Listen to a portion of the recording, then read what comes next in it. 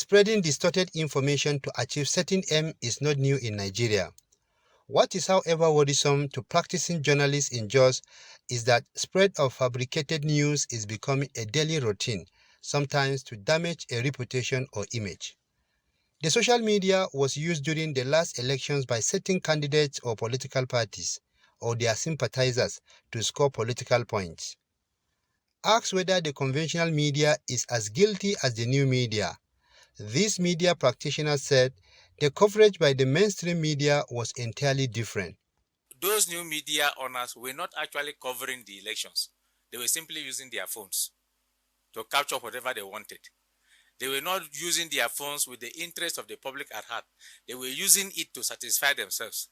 But if you come to the traditional media, those who work in the traditional media had a duty, a constitutional duty, to go out and cover the elections and make sure that the products that they turn out meet the interest, meet the expectations of the public. So when you are talking about the mainstream journalists, there are ethics, and there are ethics that they need to abide with. There are conditions that guide, or rather rules and regulations that guide the operation, and they must be strict to it. But when you are talking about social media, it's all commerce affair. Everybody is a journalist in Nigeria now. Somebody can just pick up phone and begin to snap and begin to fly it about. And those that are serious about information these days and want actually the authentic information, they go after what they call it, the standard media organizations. It is on record that the national media, the traditional media, actually did a lot of work compared to the social media, who are just bent on speculation. Speculative journalism is their work. The social media does not have time to wait for that. They hit the airwave as soon as they get their information. Verify or not, they just throw it up, probably to get public reaction. So to some serious level, the social media actually took over the show.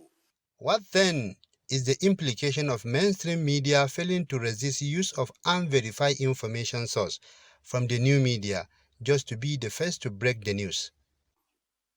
The way out is that we should stop encouraging or continue to look at what goes on in the new media as journalism.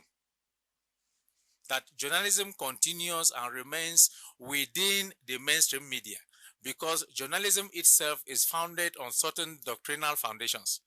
It left for the Nigerian audience to now be properly educated between the difference between the social media and the traditional media, and which one to believe and which one to use. Practitioners said, though one cannot completely take off unverified messages from the social media, people must always be careful and verify whatever is posted on such media before acting on them. Ado Musa, Trust TV News, Jos.